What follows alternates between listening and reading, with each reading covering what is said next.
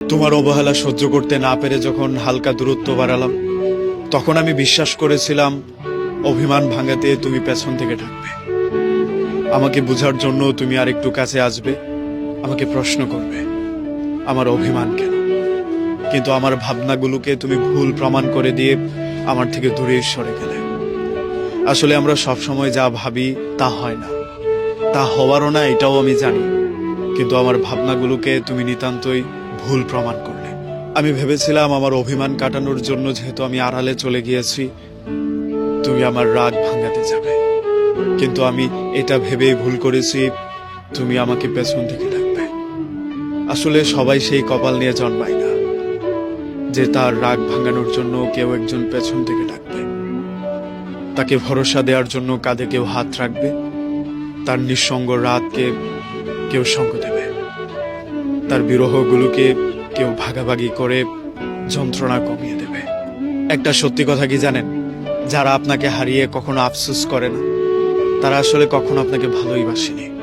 তাই সব মানুষের জন্য কষ্ট না পেয়ে নিজেকে ঘুরে দাঁড়ানোর আরেকটা প্রস্তুতি নিন। তবে এটাও সত্য, সব কষ্ট কষ্ট না, সব দুঃখ দুঃখ না। কিছু কিছু দুঃখ মানুষকে শেষ করে দিলেও কিছু কিছু যন্ত্রণা মানুষকে নতুন ভাবে ঘুরে দাঁড়াতে সুযোগ করে দেয়। এই সুযোগটা আমাদের কাজে লাগাতে হবে। যে আমাকে খুব করে ছেড়ে গিয়েছিল, নিছক কারণে যে বন্ধু আমাকে অপমান করেছিল, একটুতেই যে আমার সাথে অভিমান বাড়িয়ে আমাদের সম্পর্কটাকে গলা টিপে হত্যা করেছিল, তাকে দেখিয়ে দেওয়ার জন্য হলেও আপনাকে আরেকবার সুযোগ নিয়ে চেষ্টা করতেই হবে।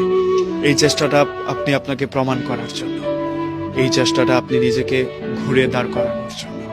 আরেকবার চেষ্টা করুন, নিজেকে আরেকবার ঘুরে দাঁড়ানোর জন্য সুযোগ করে দিন। তবে আপনাকে এটা মানতেই হবে, জীবনে আশা যত কম, শান্তি তত বেশি। অতিরিক্ত আশা করা মানুষের জীবনে বিপত্তির সীমা থাকে না। তবে এটা ভাবলেও কষ্ট লাগবে আপনার, যে মানুষটার কাছে জীবনের সব ধরনের গল্প করা যায়, সুখের দুঃখের, ভালো থাকা মন্দ থাকা সবকিছু, সেই মানুষটার কাছ থেকে পাওয়া কষ্টের গল্প সেই মানুষটাকে বলাই যায় না। তবে যাই করেন না কেন, জীবনে যা কিছু আপনি জমিয়েছেন, যত গল্প জমিয়েছেন, যত প্রেম জমিয়েছেন, এসব কিছু ভাগ করলে আপনি দুইটা জিনিস পাবেন।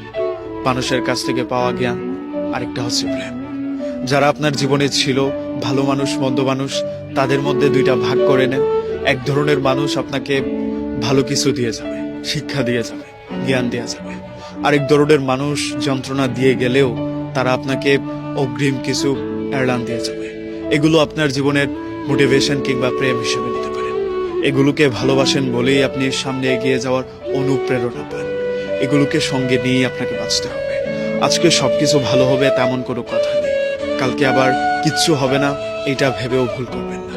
আজকে হচ্ছে না মানে কালকে কিছু হওয়ার প্রবল সম্ভাবনা আছে। তাই হেরে না গিয়ে, পিছিয়ে না গিয়ে লেগে থাকাটাই হবে বুদ্ধিমানের কাজ।